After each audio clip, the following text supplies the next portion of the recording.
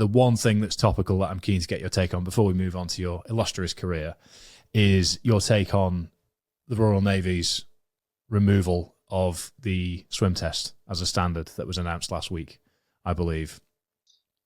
The British Armed Forces, not just the Navy, the Army and the Air Force as well, have been corrupted by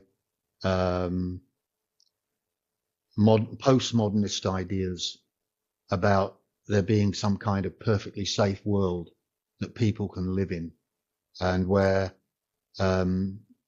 if you don't have, nobody's a loser, everybody's a winner, and it doesn't develop strong character. It doesn't develop good military personnel. It doesn't develop good seamen.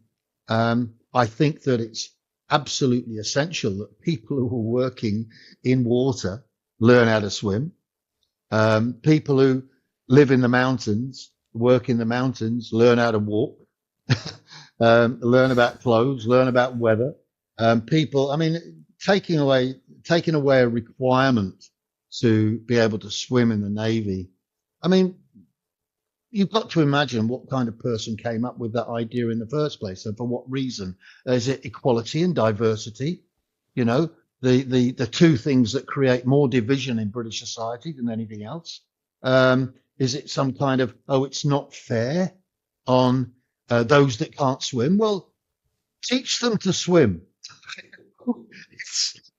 It's not that difficult. You just need a bit of time to learn.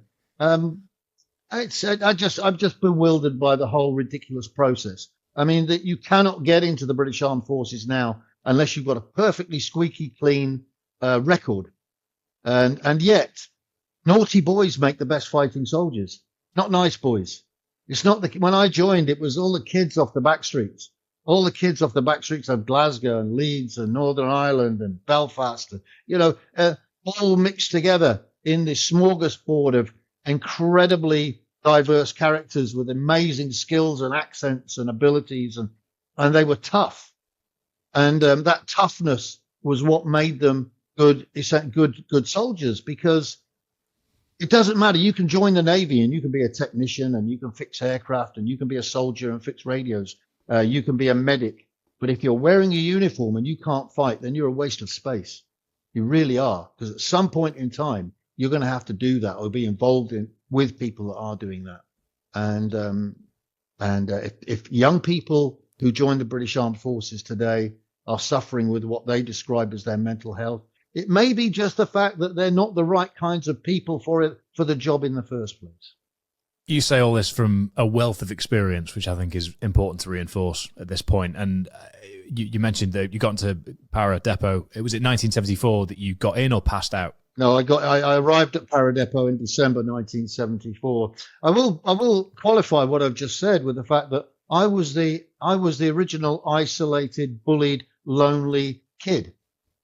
So I wasn't born the tough kid. I wasn't the tough kid. I was the tough kid thrust amongst tough kids who had to fight his way through the system and work it out.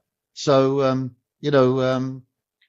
was the lonely, isolated, bullied kid who struggled to make friends, who struggled to get on, who struggled to fit in, and eventually found a way.